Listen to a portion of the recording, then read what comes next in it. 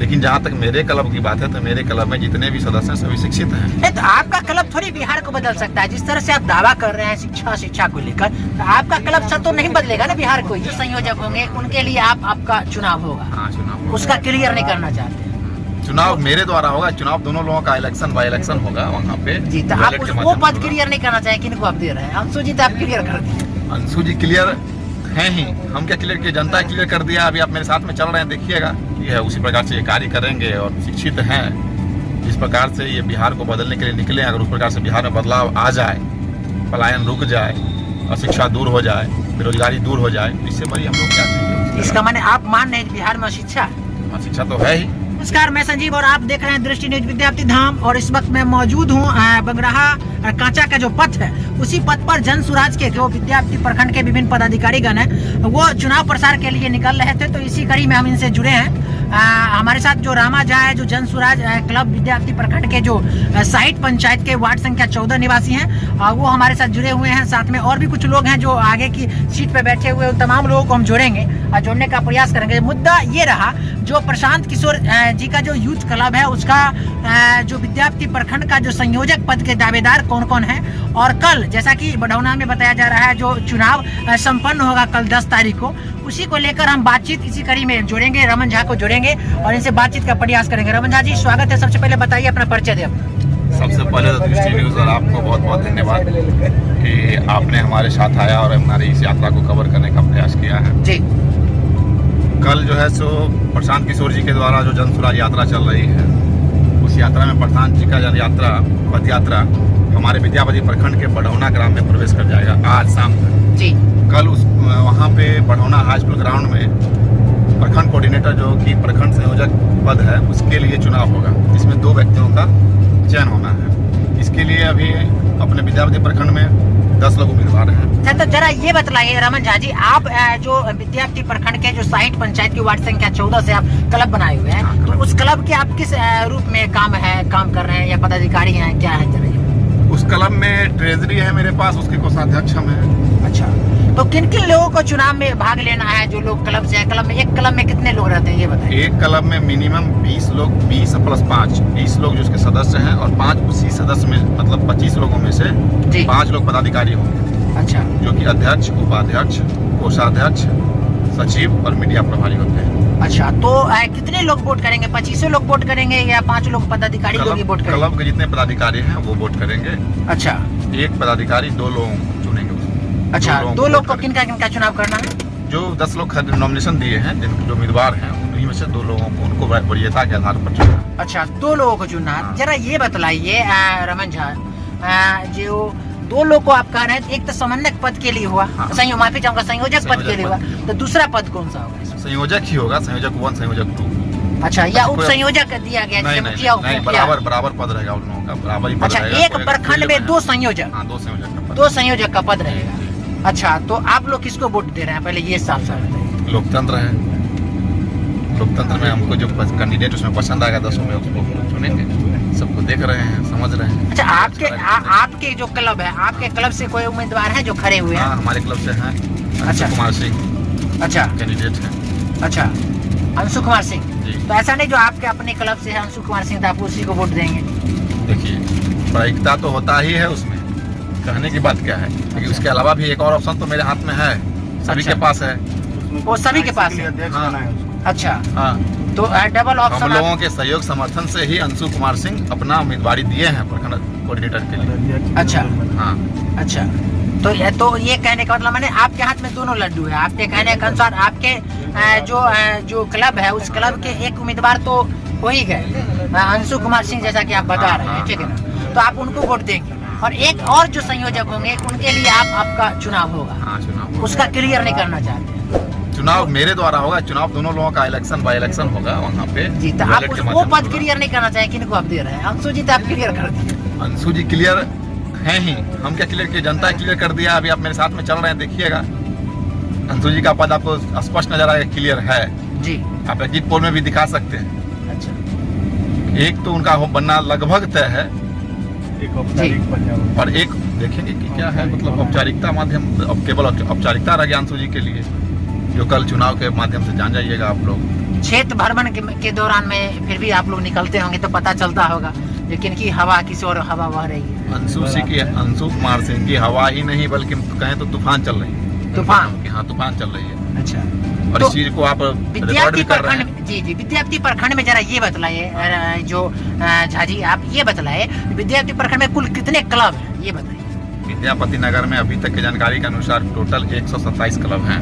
127 club अभी तक 127 club में, यानी कि 127 को आप 5 से ये गुना कर दीजिएगा, मल्टीपल कर दीजिएगा। उतने लोग के सदस्य हैं। और वो सभी लोग चुनाव करें, जिसमें से 10 लोग जो है उम्मीदवारी है। उम्मीदवारी भी अपना वोट देंगे स्वयं के, जो उम्मीदवार हैं, जो खड़े हैं, वो भी तो अपना वोट देंगे। हाँ, वो भी देंगे। जिस तरह से लोकतंत्र की परंपरा रही है, उसमें तो वो अपना वोट भी स्वयं देंगे। हाँ, बिल्कुल, वो अपना वोट देंगे जी। और जैसे मान लीजिए वरीयता क्रम के अनुसार 2 लोगों को चुनना है, कोई लोग गलती से एक ही लोगों को चुनते हैं, एक ही मतलब नाम के आगे टिक कर पाते हैं, तो अवैध वोट हो जाएगा। चुनाव के बारे में आप लोग को जो क्लब है, जो क्लब के जो हेड होंगे, जो आप लोग को गाइड करते हैं, तो वो लोग आपको चुनाव के बारे में कुछ पता है कि नहीं? चुनाव का जो प्रक्रिया किस तरह से होने जा रहा है, किस फेज में होगा शायद, और जो बैलेट पेपर मिलेगा या क्या मिलेगा, ये जरा बताएं। पिछले रविवार को हम लोगों के साथ वहाँ प्रशांत किशोर जी के जो लोग थे वो आए थे, हम लोग साथ बैठक हुई थी अंशु जी के आवास पे। वहाँ पे सब चीज़ जानकारी पूरा बढ़िया से दिया गया, विस्तृत पूर्वक दिया गया था। अच्छा। उसमें बताया गया कि बैलेट पेपर के माध्यम से चुनाव होगा। उसमें हर एक जो क्लब के पदाधिकारी हैं उनको 2 लोगों के आगे टिक करना है, पेन से टिक करना है, और उसको मोड़के इस प्रकार से होता है बैलेट का चुनाव, उस प्रकार से डाल देना है बॉक्स में। अगर किसी ने गलतीवश केवल एक ही लोगों को टिक किया है तो वो अवैध हो जाएगा, या किसी ने 3 लोगों पे टिक कर दिया तो वो भी अवैध हो जाएगा। 2 ही लोगों को चुनना है उसमें से। अच्छा, 2 नाम के आगे आप टिक लगाइए, आपका जो मत है वो वैध है। यानी कि क्लब, जितने भी क्लब है, जितने भी क्लब के जो पदाधिकारी लोग हैं जो वोट कर रहे हैं, हाँ। उनको प्रॉपर एक मीटिंग के द्वारा पहले ही समझा दिया गया है, गाइडलाइन दे दिया गया है। चुनाव में अगर आप लोग भाग ले रहे हैं तो वोट किस तरह से करना है, हाँ, किस प्रकार इसकी से जानकारी अच्छी ढंग से जो क्लब के जो मेन होंगे, जो क्लब को एडिट करते होंगे, उन लोगों के द्वारा जानकारी आप लोगों को दे दी गई है। हाँ, दे दी गई। हम ही लोग को नहीं बल्कि क्लब, जितने भी क्लब हैं उनके सभी सदस्य को दे दी गई जानकारी। अच्छा, ये बताइए, जरा हट के सवाल करते हैं जरा इससे। क्लब जैसे ही क्लब है, ये क्लब के अंतर्गत तो हम देख ही रहे हैं जो बहुत सारा खेल के लिए व्यवस्था किया गया है, और आगे क्या एम्बिशन रहा है प्रशांत किशोर जी का, ये कुछ बताएं। ये चीज़ मेरे जानकारी में नहीं है, ये तो प्रशांत जी जाने, उनके जो अन्य पार्टी के या जो भी उनके साथ चल रहे यात्रा में। पार्टी तो बना ही नहीं है अभी तक, तो पार्टी बनने वाला है भविष्य, निकट भविष्य में ही आप जानिएगा कि पार्टी बन गया। आगे आप लोगों का क्या दायित्व मिलने वाला है, जो ये कुछ गाइडलाइन अभी तक पता चल रहा है, जो आगे चल के आप लोगों को क्या दायित्व मिलने वाला है, ये चीज? दायित्व हम लोगों को, मान लीजिए जिस प्रकार से कार्य लोकतंत्र में पार्टियां करती है उसी प्रकार से ये कार्य करेंगे, और शिक्षित हैं, जिस प्रकार से ये बिहार को बदलने के लिए निकले, अगर उस प्रकार से बिहार में बदलाव आ जाए, पलायन रुक जाए और शिक्षा दूर हो जाए, बेरोजगारी दूर हो जाए, इससे बड़ी हम लोग क्या चाहिए? इसका माने आप मान रहे हैं बिहार में शिक्षा? हाँ, शिक्षा तो है ही। किस तरह से किस तरह से आप मान रहे हैं? भारत सरकार का रिपोर्ट उठा के देखिए, बिहार का स्थान कहाँ है। आखिर रिपोर्ट नहीं, साक्षरता के मामले में देखिए, आप निकाल के रिपोर्ट तो बहुत गलत भी हो सकता है। कैसे गलत होता है? भारत सरकार का जो सर्वे है उसमें सबसे निचले पायदान पर बिहार है जी, देखिए। अच्छा, इसके अलावा भी आप देख सकते हैं, जानकारी में है ही, और कई सारे नेता का क्या क्वालिफिकेशन, उसको भी देखिए ना जरा सा। अच्छा, क्या नेता के बारे में? अच्छा, क्वालिफिकेशन से थोड़ी राजनीति पार्टी चलती है, नहीं, आखिर ऐसा तो कहीं लिखा हुआ नहीं संविधान में। संविधान में कुछ ऐसा थोड़ी है जो मान के चलिए जो योग्यता के अनुसार कोई मुख्यमंत्री बनेगा या उप मुख्यमंत्री बनेगा, ऐसा तो कुछ ऐसा नहीं लिखा हुआ। लेकिन जब तक शिक्षित लोग नहीं आएंगे, राजनीति नहीं करेंगे, तब तक सुधार कैसे होगा? अच्छा, तो आपके क्लब में, आप जो अभी क्लब आपका निर्माण हुआ है, हाँ। सभी लोग आपके क्लब में शिक्षित ही हैं? हाँ, लगभग सभी शिक्षित हैं, और शिक्षित लोगों को ही जोड़ने का प्रयास किया जा रहा है, खासतौर पे युवा वर्ग। मैंने प्रयास किया जा रहा है, मगर शिक्षित लोग है नहीं पूरा शिक्षित है।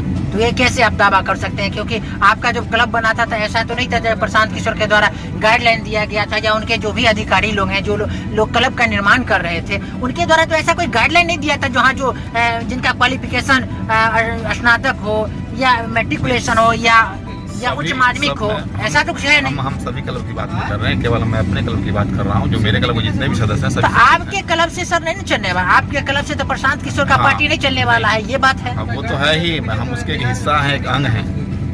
लेकिन जहाँ तक मेरे क्लब की बात है तो मेरे क्लब में जितने भी सदस्य हैं सभी शिक्षित हैं। नहीं तो आपका क्लब थोड़ी बिहार को बदल सकता है। जिस तरह से आप दावा कर रहे हैं शिक्षा को लेकर, तो आपका क्लब सब तो नहीं बदलेगा ना बिहार को, ये कहना है मेरा। बिहार की शिक्षा को कैसे बदल पाएगा? मेरा क्लब ही नहीं, मेरे जैसा युवा अगर आ जाए तो बिहार क्या देश भी बदल जाएगा। तो अभी तो मान के चलिए आप कह रहे हैं 127 क्लब है। 127 क्लब में वैसे भी होंगे जो लोग अशिक्षित लोग होंगे, जुड़े होंगे लोग, वैसे भी जुड़े होंगे। हाँ, इसका डाटा मेरे पास नहीं है, मान लीजिए होंगे, इस चीज से तो डिनाई नहीं किया जा सकता है।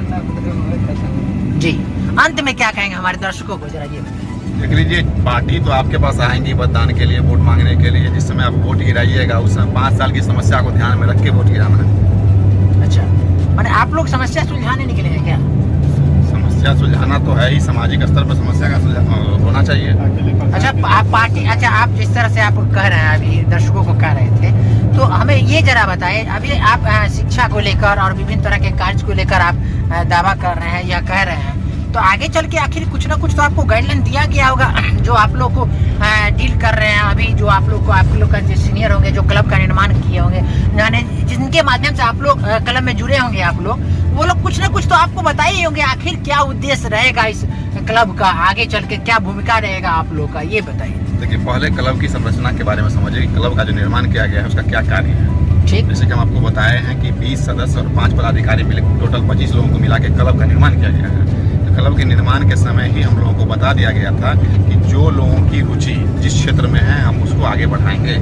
यह केवल राजनीतिक पार्टी ही नहीं है बल्कि सामाजिक कार्य भी बढ़ चढ़ के हिस्सा ले रहे, समाज के लोगों को आगे बढ़ाने का एक प्लेटफॉर्म भी दे रही है, मौका भी दे रहे हैं। अच्छा, जैसे कि आप अगर अच्छा क्रिकेट खिलाड़ी हैं तो आपके क्लब में क्रिकेट का किट मिला है, 2 सेट किट मिला है, उससे आप प्रैक्टिस करके आप आगे जा सकते हैं। अच्छा, और अगर आप में प्रतिभा होगी तो जैसे कि पहले पंचायत स्तरीय टूर्नामेंट होगा क्रिकेट का, जो कि प्रशांत सर की टीम के द्वारा ही कराया जाएगा जी। उसके बाद आप प्रखंड स्तर पे, जिला स्तर पे, इस प्रकार से बढ़ते हुए आप राष्ट्रीय अंतर्राष्ट्रीय स्तर तक भी जा सकते हैं, प्रतिभा होगा तो उसके बाद जो दूसरा तरीका है कि कैरम दिया गया है, कैरम बोर्ड आप खेल सकते हैं, उसमें आप अपनी प्रतिभा दिखा सकते हैं। तीसरी बात है कि जो नौजवान हमारे सड़क पे दौड़ते हैं आर्मी की बहाली के लिए, बिहार पुलिस की बहाली के लिए या अन्य प्रतियोगिता परीक्षा जिसमें एक शारीरिक परीक्षा होता है उसके लिए, तो उनको ध्यान में रख करके प्रशांत सर की टीम के द्वारा टी-शर्ट और हाफ पैंट गंजी के साथ आपको दिया जा रहा है किट के रूप में, जिसमें जूता भी रहेगा। आप उसको लेकर के आप मेहनत करके आप एक अच्छा अपना जीवन बना सकते हैं। अच्छा, अगर गरीब बच्चा है तो। अच्छा, और अगर कोई गरीब बच्चा है जिस प्रकार समाज में पिछड़ा हुआ है, उसके पास उसके अभिभावक के पास पैसा नहीं है कि उसको कोचिंग ट्यूशन या स्कूल कराए, तो क्लब के सदस्य में से ही कोई एक सदस्य का चुनाव किया जाएगा जो मुफ्त में अपने समाज के बच्चों को शिक्षा देंगे।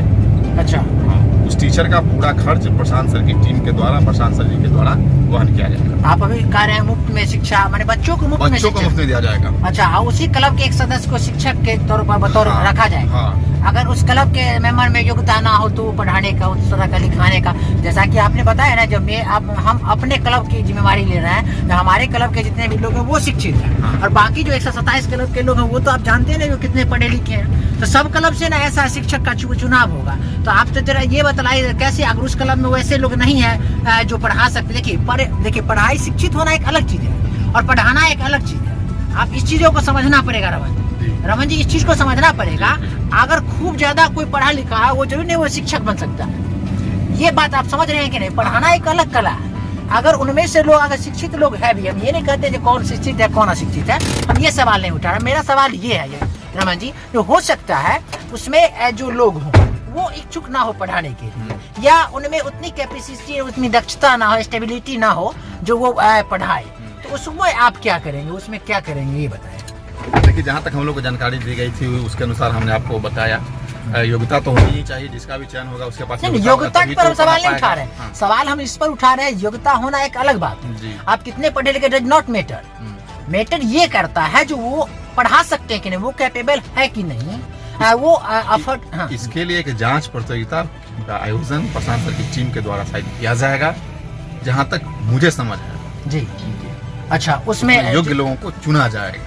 अच्छा, अभी हम देख रहे हैं जैसा कि प्रशांत किशोर जी प्रवेश किए हैं, नंदी में प्रवेश किए थे। हाँ, नंदी गांव जो है जी बढ़ौना आ चुके थे। फिर बढ़ौना में भी आए तो वहाँ पर एक प्रतियोगिता टाइप का चल रहा था, जिसमें विभिन्न तरह के छात्राएं बैठ के कुछ दे रहे, वो क्या था वो जरा। देखिए, इसके बारे में जानकारी विशेष तौर पर मेरे पास नहीं है। अभी हम लोग आज शाम में जा रहे हैं उनसे मिलने के लिए, तो और जो डिटेल्स जानकारी हम लोग को मिलेगा हम आपके साथ साझा करेंगे।